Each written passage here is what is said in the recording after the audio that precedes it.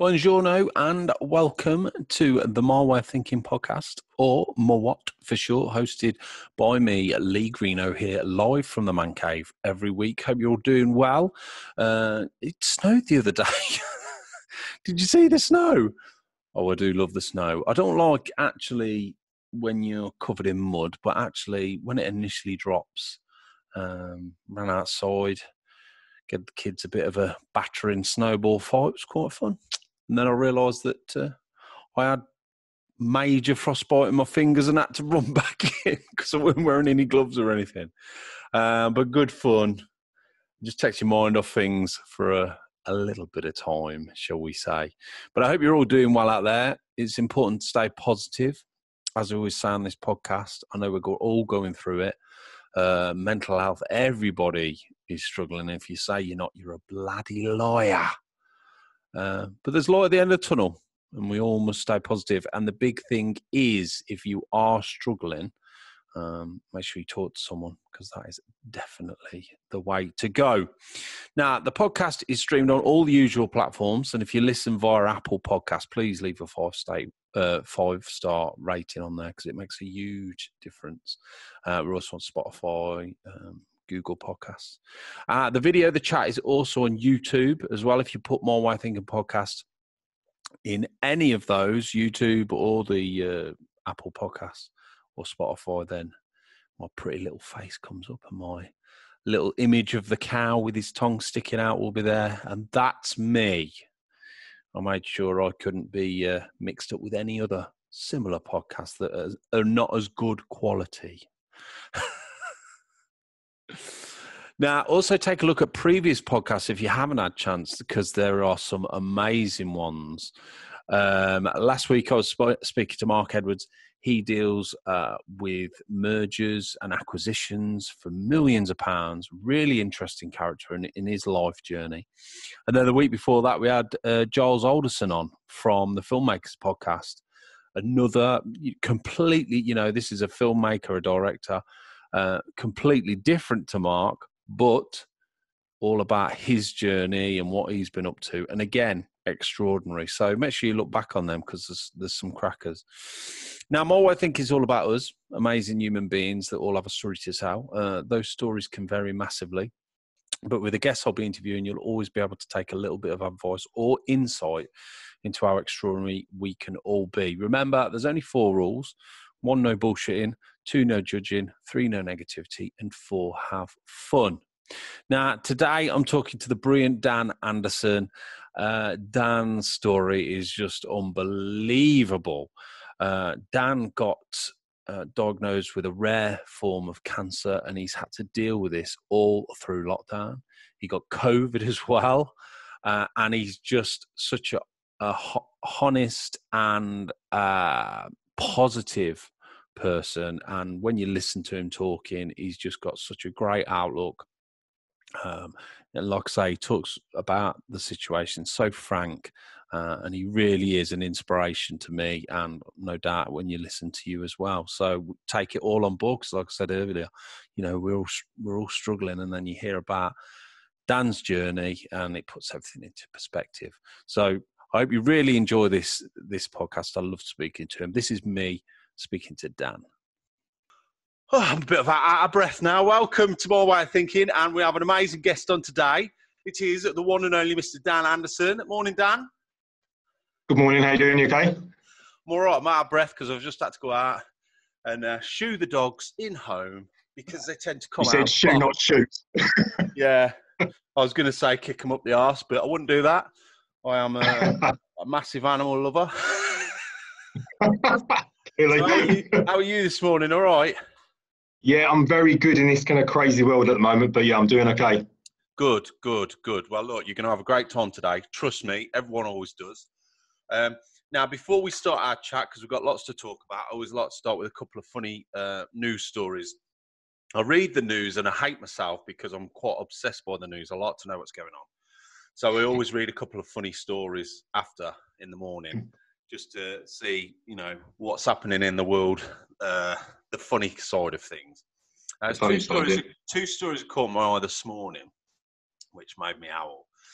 This is the first one. So Let me read this to you. So, this lady, while out walking her dog, Kate Wilkinson spotted something rather odd looking in a muddy field. The 26-year-old from Gateshead came across what she believed to be a human toe in the ground. She was walking a different route than normal, and she kept a close eye on the wet mud not to slip over when she noticed this striking toe in the dirt. She's got the pictures on here. I'll put it on the YouTube. This goes on video and podcast. She called 101. Within 5 minutes, of course, dead body toe. The police come out. Police officers, sergeants, detectives arrived on the scene. A detective agreed, yeah, it looks like a toe. So they have to be careful because you can't mess around. There could be evidence. Yeah. So then they called in the sniffer dogs. They were brought in, and they soon discovered it was a potato.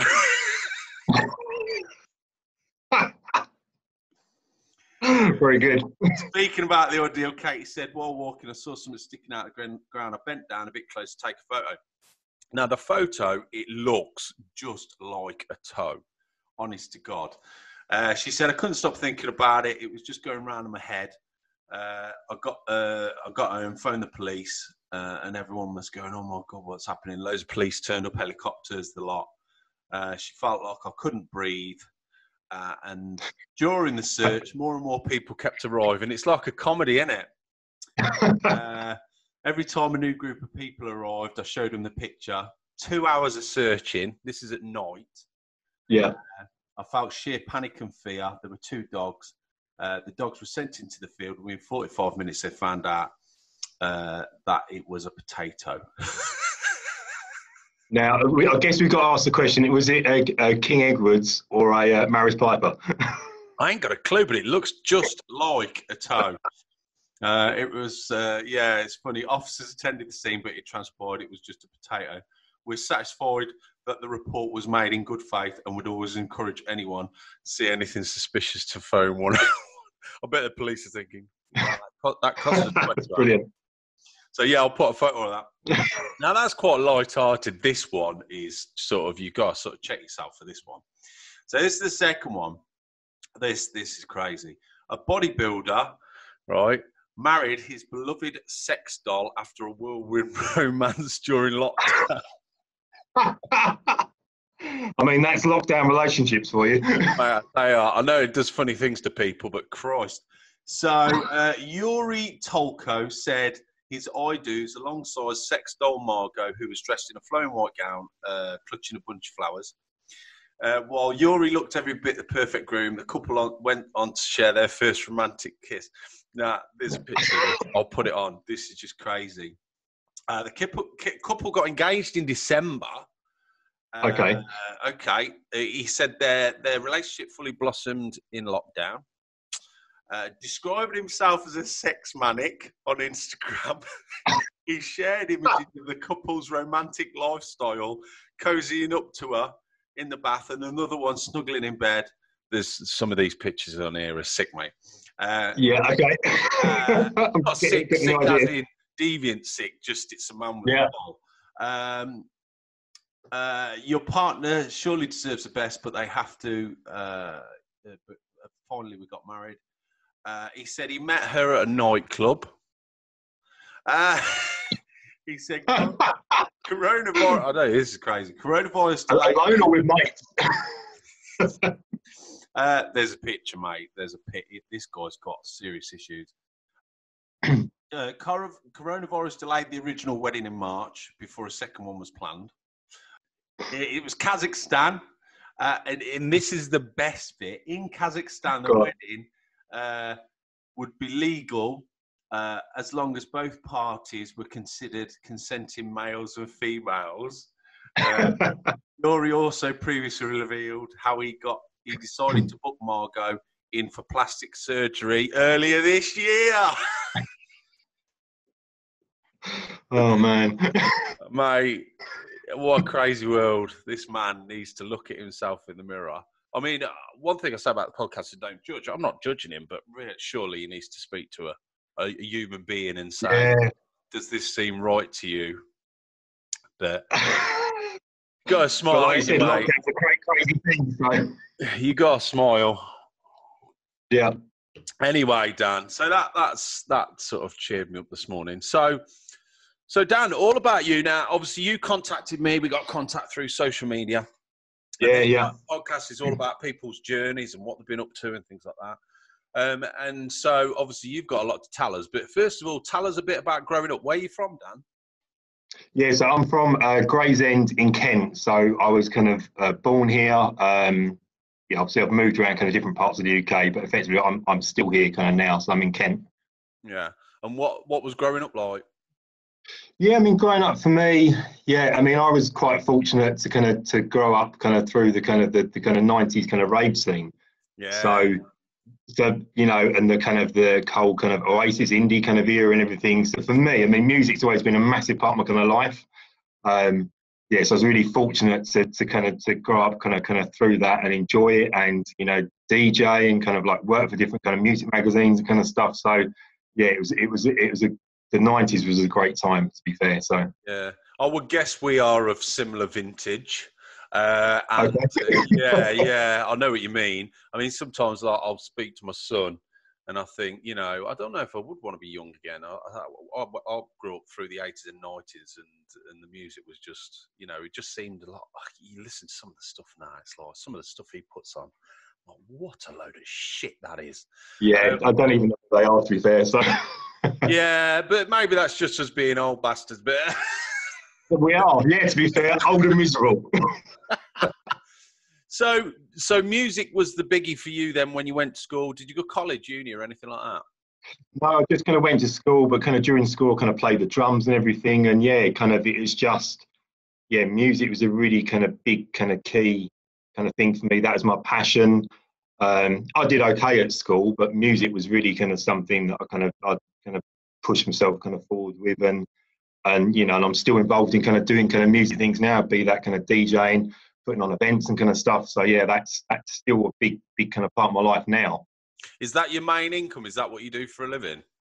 No, so I work for a big events kind of company. So again, kind of still in events. I've worked in events for kind of the past 20 years. But so obviously you're involved in events, and I know I had someone on the podcast last year, Kelly, and she deals in events. It's been a real tough year. Tell us a little bit about that.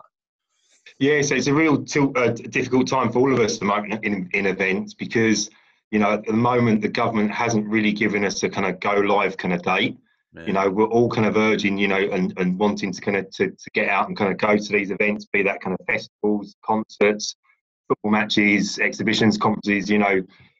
But at the moment, it's just a big kind of question mark to when it is. So yeah, it's been really, really difficult for everyone within that kind of industry. Is there alternatives? Because obviously I know people are looking at other ways of doing things and have been all year, but I think events, I suppose you can do virtual events, but you're really stuck, aren't you, I suppose? Yeah, I mean, there's only so much you can kind of do with kind of virtual events. I mean, a lot of the kind of, some of the kind of festival kind of promoters have tried doing social distancing festivals, but the problem with that is they have to keep the music down to a minimum, because apparently you could catch coronavirus if the music up is too loud and you would speak too loud and obviously pass it on to someone else. But yeah, there's kind of loads of restrictions. So, you know, I can't see that working kind of going forward, but they're just trying to make the most of it at the moment. Yeah, it's such a good, I mean, the people who were going Glastonbury, I tried to get tickets to Glastonbury, didn't get them. But, you know, that's just one of a high profile event. Yeah, completely. Yeah, I mean, I was fortunate enough to go to Glastonbury kind of a few years ago, but at the moment, can I see it happening? No, unfortunately. Yeah, we were booked to go to see the Killers this year, big Killers, okay, and that was rearranged. So what they said is we'll rearrange it for next May, which is this May coming. And now I'm thinking, really? No.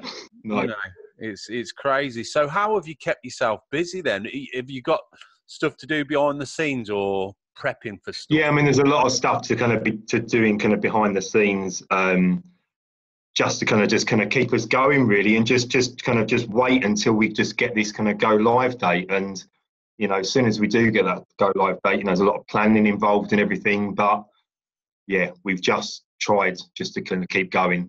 Is it your business, Dan, or is it another business? No, I work for a large venue who hosts, you know, kind of big events. So it's always a worry when it's, well, there's two worries. If it's your own business, you're worried sick. And if it's Yeah. someone else's business, you're thinking, are you going to get a phone call where they say, you know what I mean? Yeah, completely. Yeah, I mean, the whole hospitality and, music industry has been hit massively kind of this year from it. So, yeah, it's Yeah. always a worry. But it's a worry for everyone at the moment. Yeah, I mean, I'm a big, obviously, film buff. I love going to theatre. That has been hit so hard. Yeah.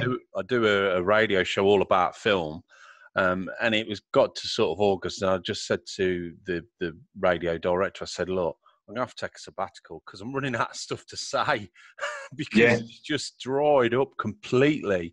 Yeah. It's just a killer, yeah. I mean, my own film, my own feature film, which we was going to release this year, we can't do that. But, I always think, when it does come right, boy, we'll never take anything for granted again, will we? Yeah, I think that's the thing in life with everything at the moment. We were so used to taking it all for kind of granted, and just, I don't know, effectively it's kind of taken us back to basics a little bit and just made us appreciate the most simple things, I think, in Yeah. life.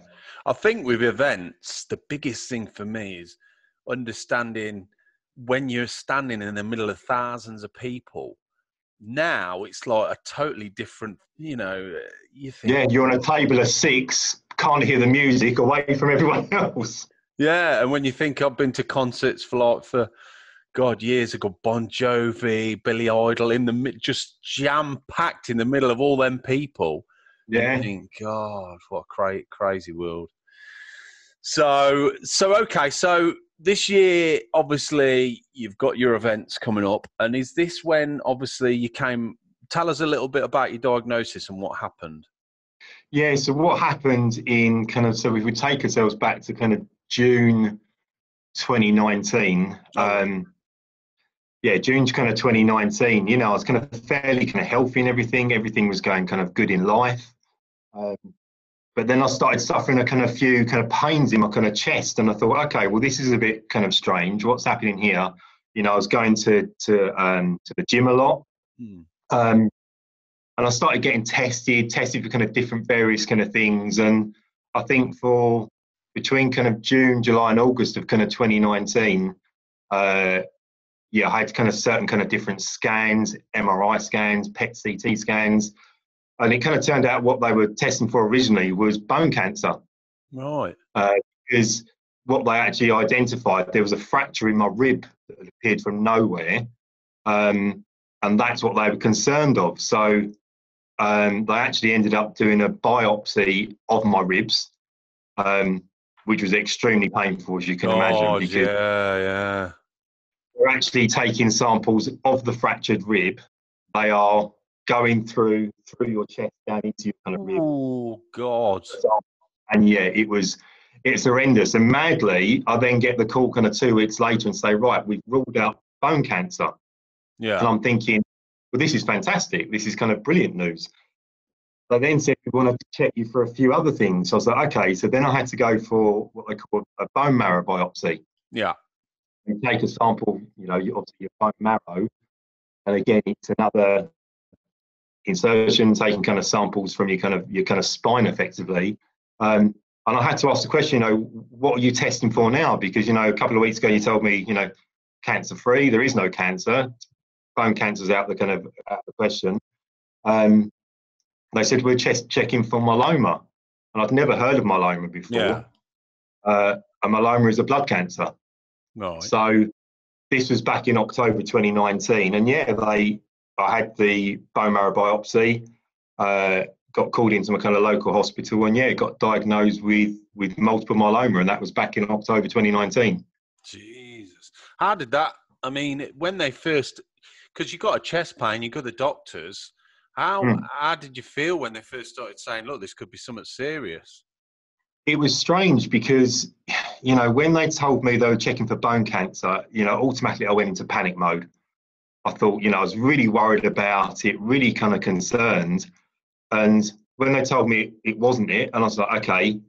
And when they actually diagnosed me with the multiple myeloma, it was kind of, I think inside I already knew I had it. Yeah. I think I was mentally prepared for it. So I remember the doctor is a fantastic doctor called Dr. Shafi. I remember him kind of pulling himself kind of close into me and kind of, preparing to give me that kind of news, which must be difficult for him as well. Yeah. And I kind of knew I had it. So I wasn't really in shock, to be honest. Yeah, it's strange, isn't it? How the mind and body works. I had someone on, Ian. He's got brain cancer, and he was saying the similar thing. You think obviously it would be such a shock, but he said you sort of adjust and you adapt, and Yeah, you did. Yeah. as humans, we sort of we have to face it and fight it. Yeah. So what happened after that then, Dad? So they tell you you've got cancer. They tell you you've got a cancer that you've never heard of. I suppose the first thing I'd be thinking is, right, I want to know everything about it. Yeah, I mean, that was a difficult thing. So I did what everyone else kind of normally does. You check on kind of Google, you check all these kind of statistics and things. But, myeloma is normally for, people in their over 60s kind of generally kind of get kind of myeloma. Yeah. Not a healthy kind of man in his kind of 40s and everything. So yeah, I kind of started doing my own kind of bit of research about it. But I mean, madly enough, the whole of October was mad anyway. I'd just been diagnosed with blood cancer. I just, met someone and got into kind of like a new relationship. So they kind of started off this kind of complete journey with me. God. Literally from the very start. It was literally that week of being diagnosed with cancer, met someone and, formed a relationship with them. I mean, you couldn't kind of make it up. Yeah. So yeah, it kind of, the first things were obviously with chemotherapy. That's what they had to kind of do extremely kind of quickly kind of for me. What stage was it at? How bad was it? Because I suppose that's one of the questions you want to know is how bad is it? Can it spread? All these questions are going around in your mind. Yeah, I mean, it's difficult. The questions that were going in my mind were, what happens with myeloma? Like, how quickly can it spread? What can kind of happen? But again, I kind of read all these statistics. I took them with a pinch of salt. They kind of told me that they had caught it early on. But again, I just took it with a pinch of salt. I didn't try to focus kind of too much of where I'm at. I just tried to kind of reframe my kind of mind to think, okay, well, this is what they've dealt me with now. This is how I'm going to kind of deal with it. Yeah. And I'm just going to get on with it. Yeah, yeah. What about mortality? Did you start thinking about mortality and thinking about death a lot, or how did it affect you that way? Do you know what? I didn't. I didn't at all, because from the very start, I was just so fixated on, I'm going to beat this. I mean, look, at the end of the day, I can't beat it. It's terminal. But within my mind and being kind of positive about it, I thought, do you know what? I'm not going to let this get to me at all. I'm not going to think about death. Yes, one day it will probably kill me. I have to accept that. Yeah. But I was just so fixated on, right, I've got to go through this horrendous amount of kind of treatment now to get to that kind of end goal. Jesus, yeah. So what was the treatment like? I would guess it's pretty horrendous. Give us an idea. Yeah. Yeah, I mean, obviously the treatment for myeloma, I remember going up to the hospital with my dad in kind of November of 2019, and they kind of talked us through the kind of treatment and everything, and it's a course of steroids, a course of chemotherapy kind of tablets, and injections into my kind of stomach, which go into the bloodstream very quickly of chemotherapy as well.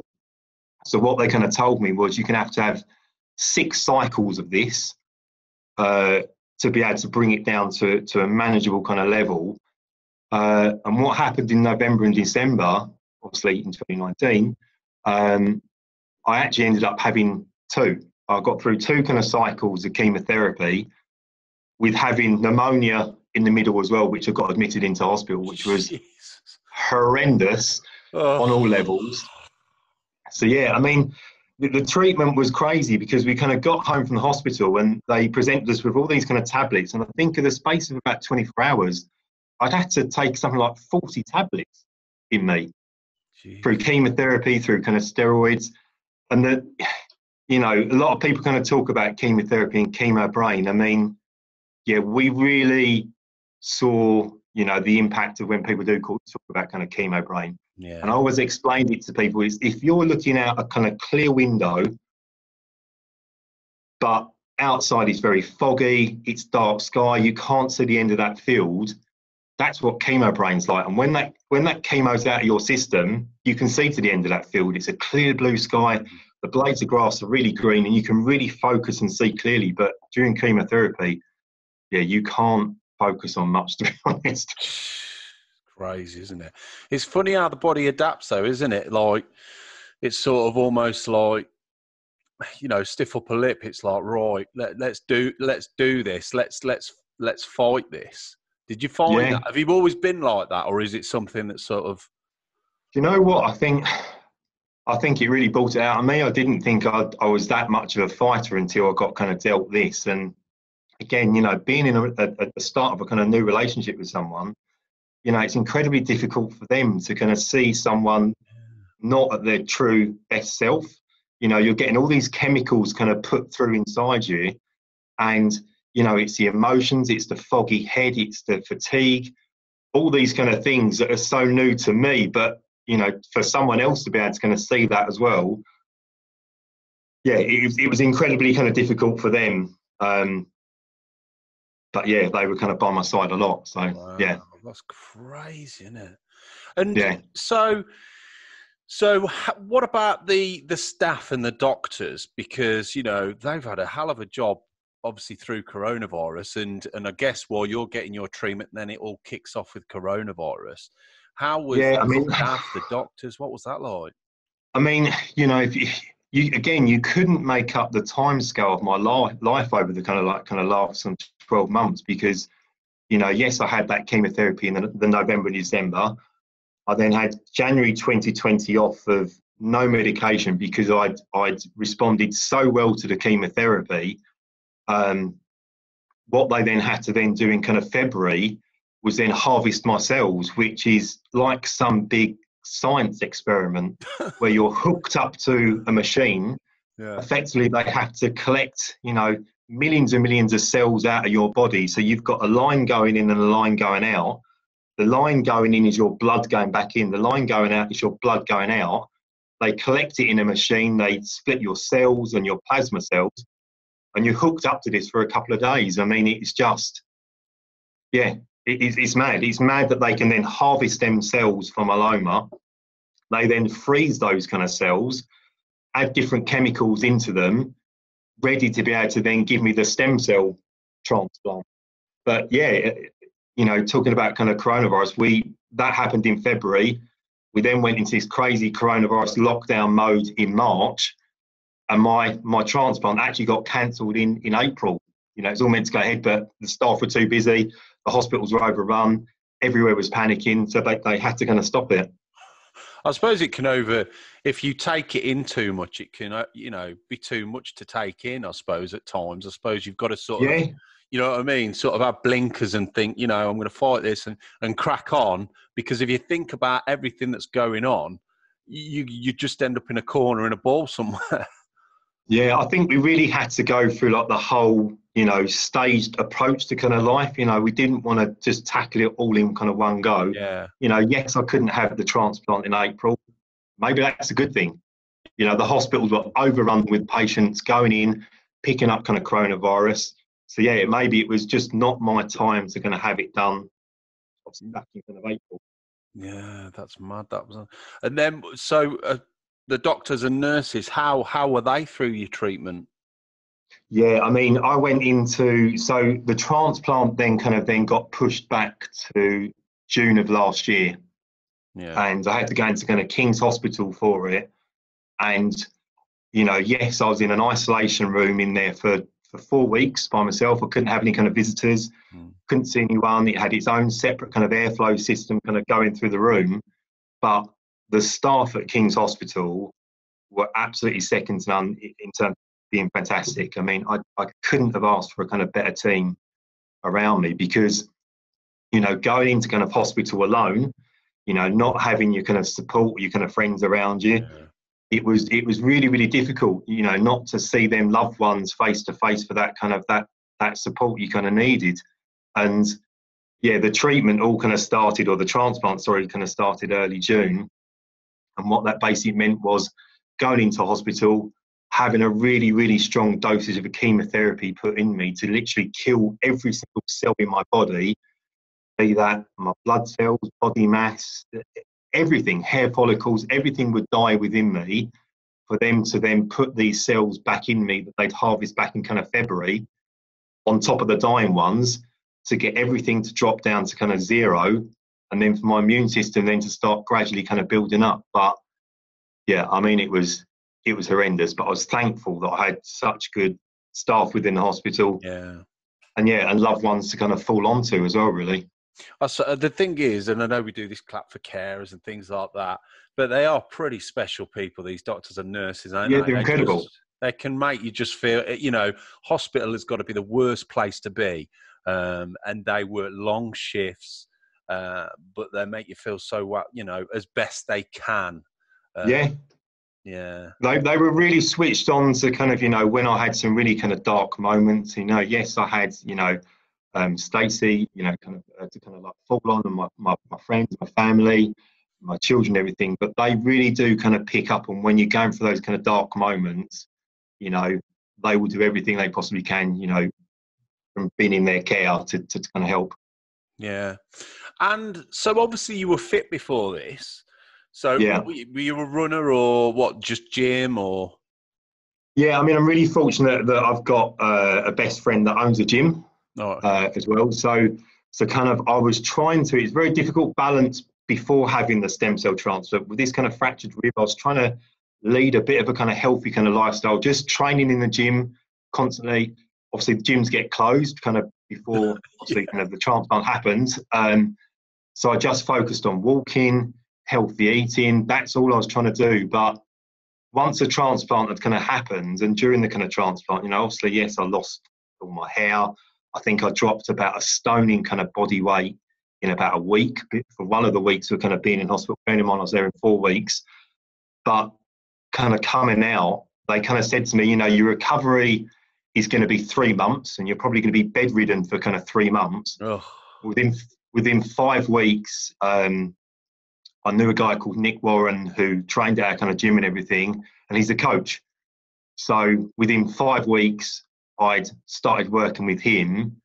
We put a 12-week kind of program together, and it's gone from being in bed for 3 months, bedridden, not very well, to within five weeks training kind of 6 days a week at the gym. Yeah, it's so important, isn't it? Yeah. I mean, it has been a nightmare with the gyms up and down. I mean, like you, I like exercise, and it's good for your mental health as well, because you're going through a lot of, you're going through a lot of shit, and exercise is one of those things that can, clear your mind. And then the gym's open, then it's closed, then it's open. Yeah. It's just a nightmare. Do you think that was a massive boost once you did start exercise again? Yeah, I think it was a massive boost. Not just, yes, we all care about kind of what we look like and everything. And, I was given, I kind of got myself into kind of a bit of a hole thinking, God, I haven't got much hair and beard anyway. But there's nothing wrong with that, Dan. Here we go. You look good with no hair, mate. To be fair, it looks like you've never had hair. And you've got you've got a beautiful face like me, so you can pull it off.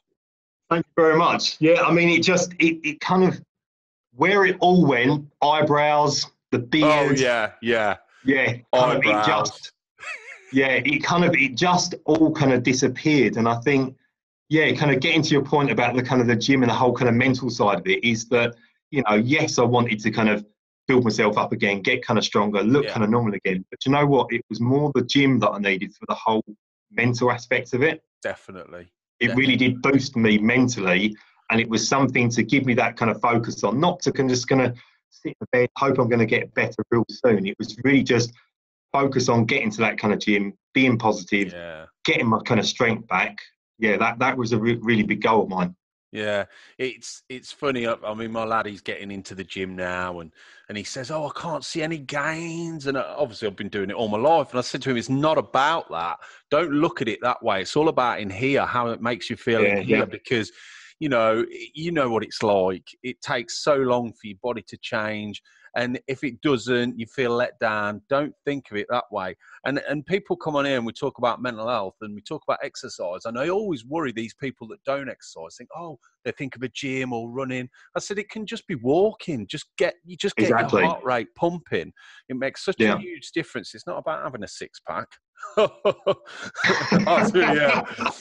The last time I had one of them was a few years ago, but you know, mental health wise, it's such a massive boost, and it's a massive boost. And I think a lot of people have just gone out and done them kind of walks and everything, and it gets back to the point of, you do appreciate the most simple things in life. And for me, being in that hospital for kind of 4 weeks, and the only bit of walking I could do is just walk around my bed.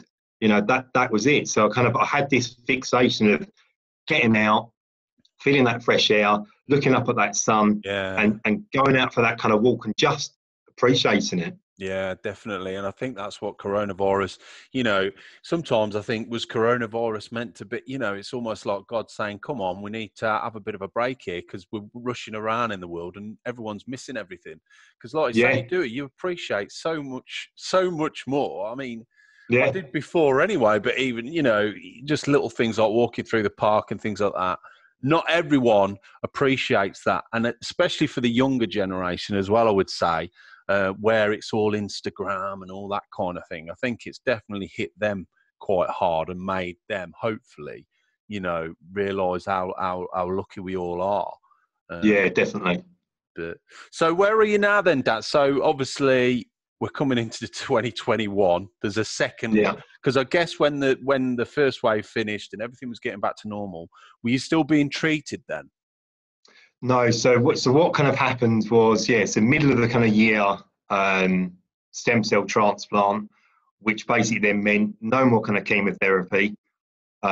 We then just had to kind of just sit tight and just wait for me to kind of, my immune system to kind of build up, because effectively where they kill every cell, your red cells, your white cells, everything drops down to zero. And they actually call it day zero, that your body's effectively reset. God. And interesting enough, this year I've got to have all my baby jabs again because everything's been wiped out of me. But coming out of kind of that hospital mode, and we were just waiting for that kind of remission. I think I first got told in September that I'd hit remission.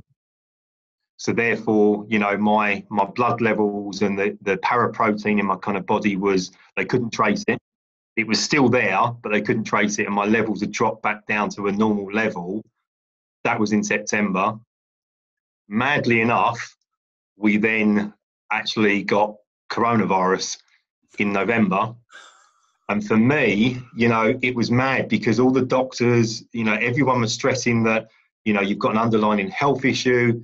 Your immune system might not be strong enough. But for me, catching coronavirus in kind of November, I've had worse man colds, to be fair. And they do, I think, kind of put it down to where my cells have all effectively been rebooted and they're really strong. And it's effectively like having children's cells back in my body. And the children are seeming to fight it off even more than the adults.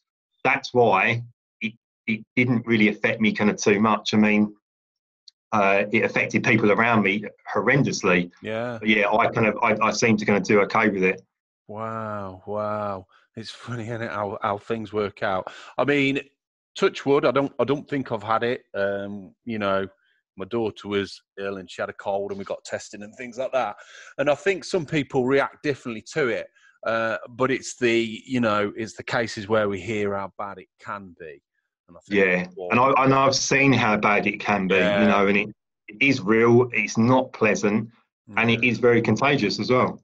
Yeah, it's just a nightmare. You just hope with these vaccines you can see the end of the light at the end of the tunnel.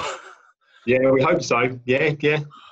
But so where are you now then with your treatment now, Dan? So is your treatment finished, or where do you go now with your treatment? Yeah, so treatment's finished. So in December, I get the call, which is obviously what had been the kind of the end kind of goal of it.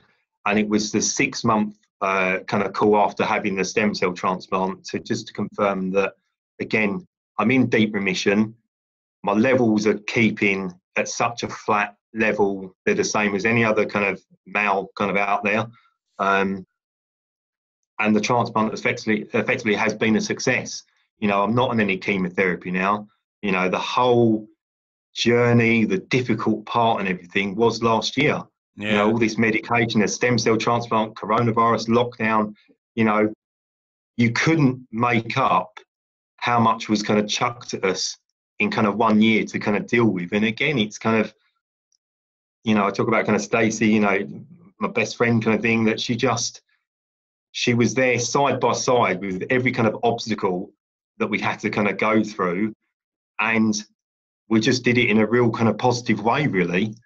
It's the only way we kind of could do it. Is Stacey the one that you met just before this all happened? Yeah. So she was there literally from the start through to the very end, and again, it's,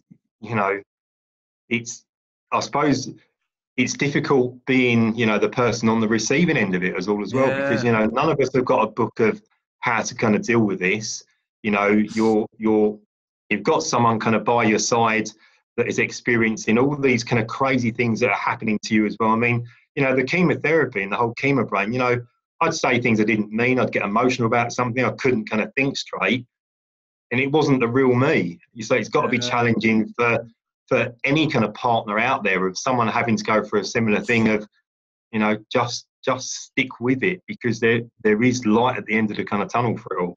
Yeah, it's mad, isn't it? I mean, like you say, you're going through all this, but then you've got someone on the outside, and that you're going through it. It's what's happening, and you're going through it. But someone from the outside is looking in and thinking, what are they thinking? How are they? How they feeling? You don't know, do you, when you're on the outside?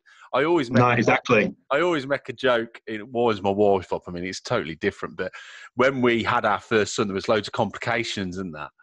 And she says, "Oh, it was terrible." I was like, "You're joking? You were out of it. You were unconscious. You were out of it." I was the one screaming, climbing the walls, So don't tell me about that. I went through it. She goes, "I was the one that was pregnant." I was like, "Look, I was sitting there. I was climbing the walls." And I know, it is sometimes it's the people watching. And because you care about the person as well.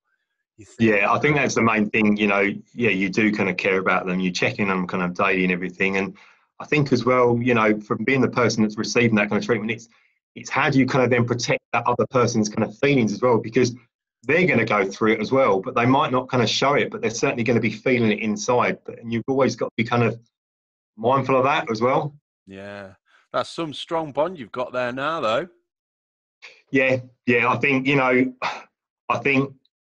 where COVID's lockdown, cancer would have chucked, at anyone, it's either kind of, it could have either made or kind of break kind of some kind of people. But, we've got such a good bond and friendship throughout it all, because, again, you couldn't really make up 2020 for anybody, not just us, but for anyone in life. Everyone has had the most craziest year that they're probably ever going to experience. Yeah. And where does that leave you now then, Dan? Do you have to get tested every so often, or what's the future for this? Yeah, so what they will now do is they will kind of test me every 6 months, and just to check that it doesn't start kind of creeping up again within inside me. And like I said, it is terminal. I can never get rid of it. But for me, I'm not worrying about the kind of the end. I'm just going to enjoy the kind of now, because I've just gone through so much. And, yes, we've entered this year with a bit of kind of doom and gloom, but for me, there's still excitement to kind of to happen, because of everything that would have happened, obviously, last year. This year's just going to be a massive kind of positive for me. Yeah. And there's a lot to be said there. I mean, there's a lot of us that always worry about what's going to happen or what, and the truth is, you just got to enjoy. I mean, no one knew what was going to happen this year, and loved ones have been lost, and it's almost like, enjoy the here and now and make the most of it, and be a good person now, because, it's all about being in the now, isn't it? Yeah, completely. I think even with the treatment, as much as I wanted to try and plan for the future, there and then at that kind of possible point, I could see a future, but I couldn't actually physically plan for it. And I suppose now being in kind of remission, you know, I can put kind of plans in place and everything because I know I've got a good life ahead of me, you know, and it's just stay positive. I think that's all we've got to do. Yeah, definitely. And also, it's like you say about planning. You know, some people love to plan. I like to plan, but I've never held anything in concrete. I've always thought things can change. You know, and some people, it's going to be on this date and it's got to be on that date. Now, to me, that winds me up a little bit because I'm like, things can change. You know, it's no dramas if things, and where other people are very stuck in their ways. I think one thing this year's done is said, look, have plans, but if it changes, it changes. Don't get hung up on it. Exactly. You know what I mean? Yeah. Just go. Yeah, I think we just got to adapt to it. Yeah, definitely. So lifestyle-wise, now, obviously you were a fit guy before, you've kept in exercise. Has this changed the way, sort of lifestyle? Are you looking at what you're eating and things like that now, or how's that? So again, you know, just before I went in to have the stem cell transplant, I had it in my head that, you know, the fitter I am and the healthier I am, the quicker I'm going to get to recover. Yeah. So I went in with this whole kind of thought process of, right, eat healthy, go for walks, build my kind of fitness up and have a positive attitude prior to it all happening. And I've come out of that with still the same kind of mentality. You know, I still want to kind of keep training. You know, I still want to keep eating as healthy as I possibly could, even though I ate a whole pack of cookies last night. But, you know, that's hard to buy. We've all got to have those little treats. Yeah. Everything in moderation, mate. Yeah, exactly. But yeah, it's just, I just want to be healthy, you know, and I think we all can be, and I think we've all got a bit of time on our hands now to do a bit of research into good recipes, have the odd kind of healthy kind of smoothie, and just get out and have a walk. You know, there's no gyms open. You know, we might have a bike in the garage we don't use, but you know what? There's a park probably near us. Just go and have a walk. Just exercise, because it will help us mentally and physically.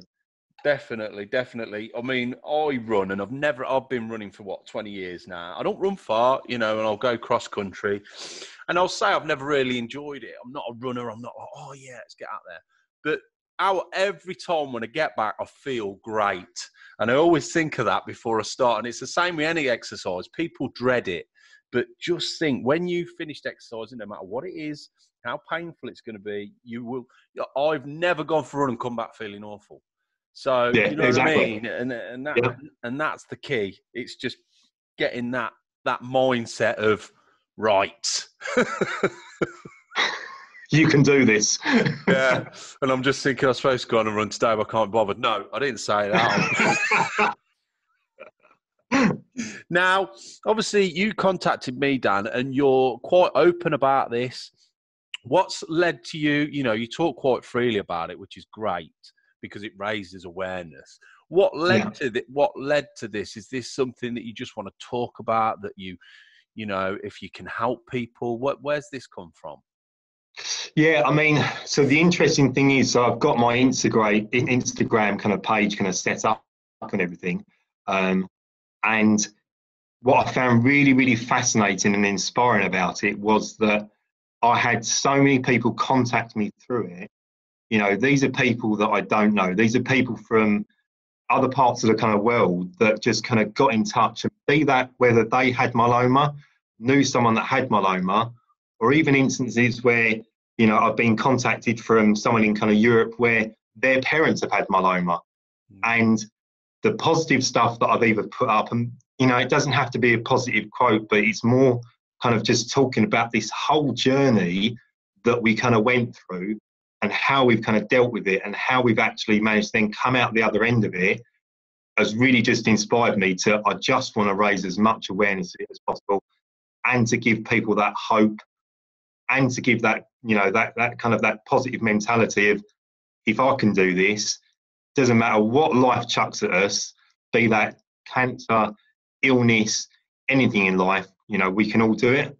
Yeah. Well, that's a good point. Well, you can help me with my social media, because I'm terrible at social media. Well, we'll be on that then. Don't worry about that. The thing is, with social media, it is a brilliant thing. Don't get me wrong. I think as we get older, we appreciate it in a different way to, say, younger kids. growing up. And I think it's taking the good things out of social media like you have. You see some of these pictures of some of these kids and it's just a flash of, a lifestyle that's not real. But the other side of it is social media is brilliant, like what you're talking about. Like for me, I have to be on social media because of films and stuff like that. But just like social media, connecting with people I haven't seen for a long while, it's great. It's such a useful and brilliant tool as long as you use it right. And like you say, and the fact that you get messages from around the world. I mean, on the podcast, it's incredible. And it's great. It's connected in one way. Coronavirus. You look at it. I've spoken to people in Australia, and probably so you have to take the positives from everything, and it can be such a brilliant thing. Whereabouts have you been talking to people from then? Where around the world? So again, I've had Australia. I've had a lot of people from the kind of States and everything, from France, although they did send me a message and I had to try and convert it via Google because I don't speak fluent French, to be fair. And there's some small little village in Europe, but I can't actually remember the name. But yeah, they contacted me because their parents can't speak English, and they have been following my story. And I think one of the big kind of things that has helped people as well is, we're all vain. We all like to kind of look good. But, I posted up a lot of photos of kind of going through my kind of treatment to kind of what I looked like before, to how I looked and how much I'd physically changed, and to how I look now. And people can physically see with a bit of a kind of timeline, do you know what? Yeah, he looks exactly the same. If not, I might say a little bit better than I did, 12 months ago. So. And people appreciate that, don't they? I think that's the thing, talking about Instagram and stuff like that. There's a lot of false crap on there. But when you're real, people appreciate that a lot more. You'll get a lot more genuine comments and people do appreciate that. Yeah, I mean, I got myself in a real kind of pickle kind of one night with, and I kind of spoke to Stacey about it, that, I thought, my hair's, all this is kind of falling out, my beard's gone. I looked really skinny, unwell and everything. She went to me, look, at the end of the day, this is only temporary, right? You've got to take into consideration that people that have gone through something that they might not get back to how they looked before. She said, but you will get back to how you look. This is only kind of temporary. And do you know what? It gave me the kind of kick up the arse to think, stop worrying about this. Man up. Yeah, I can't imagine you with hair. Honestly, it suits you. When I say hair, it was literally just kind of shaved before.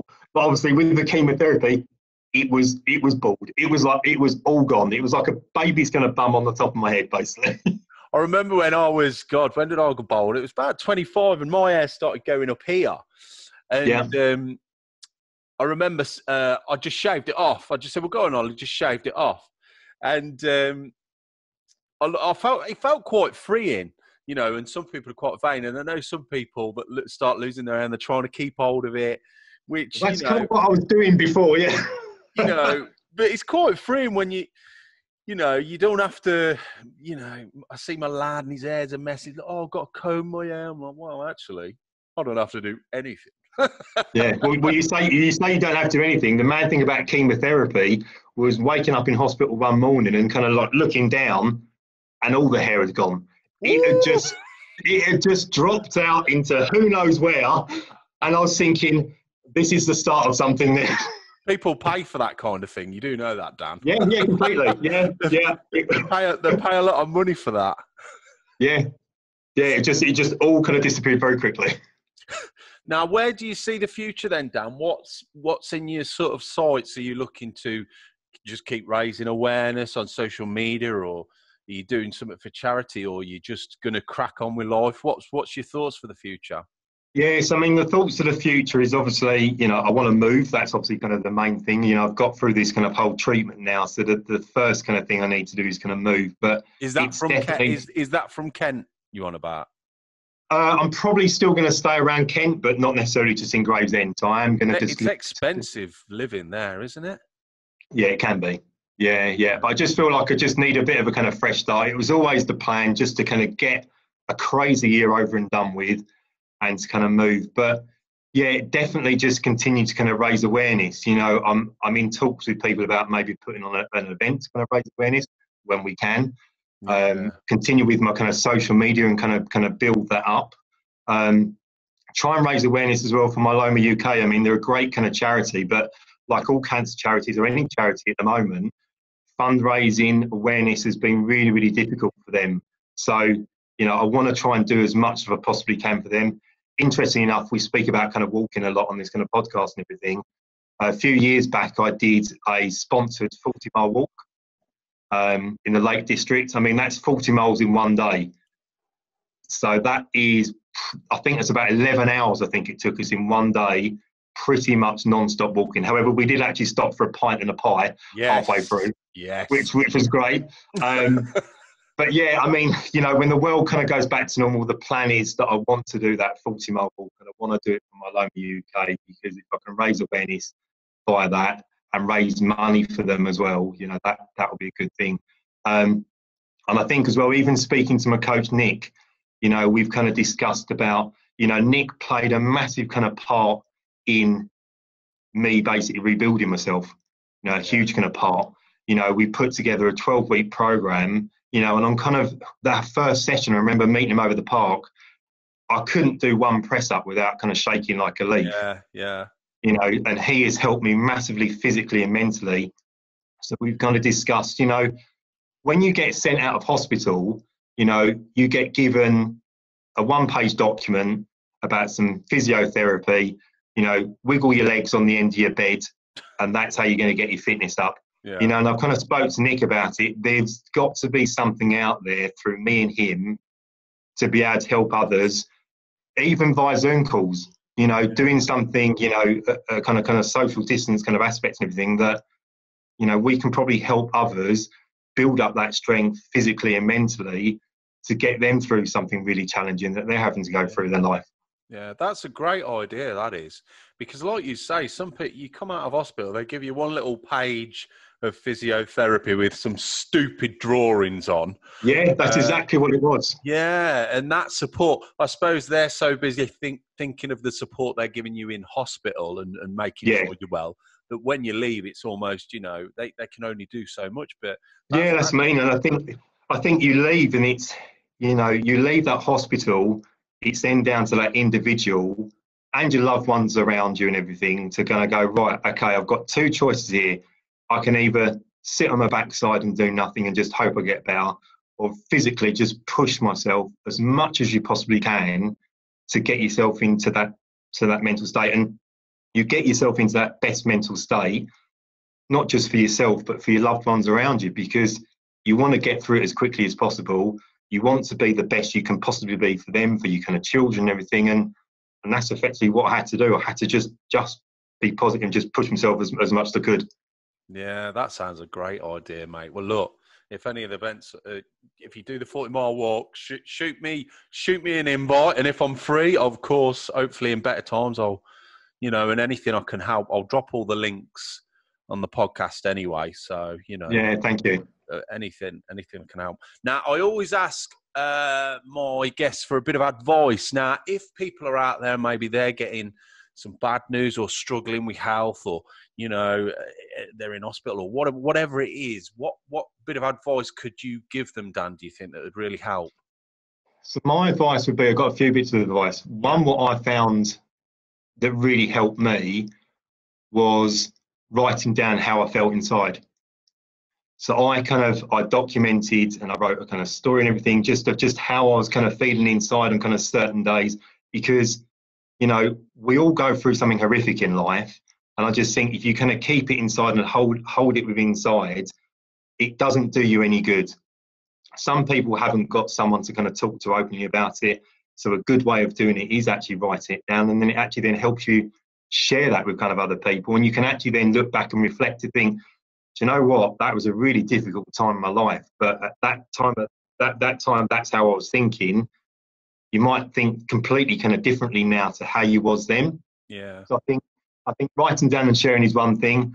I think taking stock of, you know, your loved ones around you is a kind of big thing as well. Yeah. You know, and emotionally kind of pull from them as well, because you know they are in your life for a kind of reason. You know, they do help you in life, and I think, you know, reaching out to them is a kind of key thing. And I think social media is a big thing as well. You know, I read so much positive stuff on social media and learned so much as well, be that about cancer, about my kind of myeloma. You know, just my advice is just look what's out there. Don't just go onto your kind of Google and just kind of read, you know, this is the statistics, this is what it is. Because we're all doomed. Because it's not. Yeah, exactly. It's what people do with coronavirus. You know, they're reading certain things online and believing it. I know. Do a bit of looking around, and yeah, my advice is just stay positive and pull on your loved ones. Yeah. I love that advice about writing things down. You know, that is a brilliant bit of advice. Thoughts on book, using that information? Have you got a lot of things you've written down? I could see a book coming out. Yeah, I mean, I have written down quite a kind of few things. I just don't know if it's enough for a book. I mean, I can talk, but I don't know if I can talk.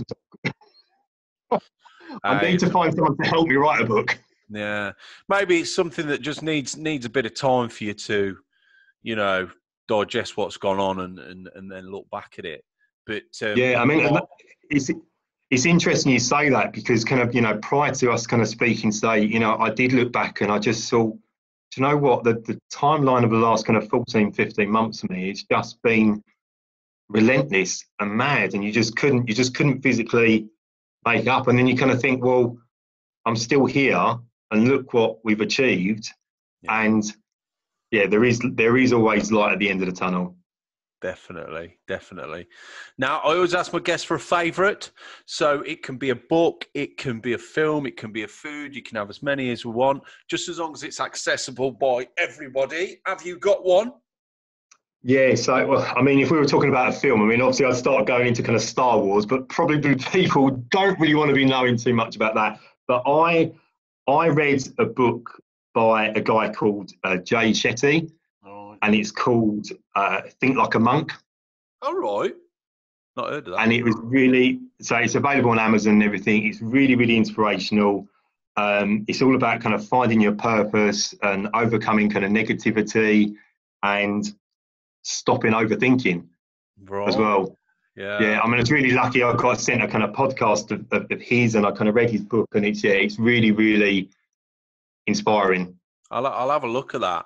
I mean, I've got a list as long as your arm of books. I'm trying to get through them because everyone's doing favourite books, which is great for me, but trying to get through. But what I like the sound of that is overthinking, because you can overthink. Your mind is such a pain in the arse sometimes. This year, one of the things we'll say, we're going to do a year's resolution or whatever, but it's been ongoing, is I'm trying to get into meditation, because I think that can be such a great thing to clear your mind sometimes. Yeah, definitely. Being a creative, I'm a nightmare. You know, I'm constantly thinking, and sometimes it gets me in a place where I'm like, I can't think straight. And I think overthinking is, your ego is just. Yeah, completely. Yeah, completely. Yeah, I think overthinking is a massive thing, and I think, you know, throughout the kind of last 12 months, I could have been thinking, what if this, what if that? Yeah, but do you know what? I just saw, but what if I'm wrong, and what if everything is actually going to be okay, and everything's going to turn out exactly what I want and how I've kind of hoped for? And you know what? It has. Yeah, brilliant. Yeah, because otherwise you could just, like I say, sit in a corner somewhere, not moving, thinking, we're all doomed. And so there's that's a great bit of advice, Dan. I always say to people that come on, Twitter handles and things like that. So if people want to get hold of you, what's the best place to go, Dan? I'll put links in the podcast anyway. Yeah, so the best place would be obviously Instagram, where I've got my kind of page set up, and obviously that's capturing my journey from kind of start to finish. But people can go on Instagram and find me under myeloma _meets _Dan. So myeloma meets Dan. And if people are interested in a charity and things like that, have they got? Is it just under cancer? I don't. Is it under myeloma? Have they got their own charity? Or yeah, I mean, anyone wanting to raise kind of money and awareness for myeloma, if they look up Myeloma UK, that's the best place to go for that specific kind of blood cancer. Yeah, brilliant. Well, look, make sure you keep in touch. Thank you. And hopefully, like you say, this year, please, if we get a bit of normality, I'll be more than happy to try and come to one of your events or do something. You think this coronavirus has sort of cocooned us, and you're only in Kent. And I was speaking to people from Australia thinking, maybe one day I'll get a bit. We're actually, it's not that far, is it? So hopefully this year things will change and we can all be. Yeah, we will get through it. And I suppose, I would just want to say, obviously, a big thanks to you, because it's been great, obviously, kind of sharing where I'm at, kind of what I've gone through, and hopefully that will help others. But to kind of thank my friends and family around me and my children, who've been there kind of constantly throughout the year, and to my best friend kind of Stacey, who without her, this whole journey, I probably wouldn't have got to where I really need to in a kind of positive kind of mindset to where I am kind of now. So thanks to everybody.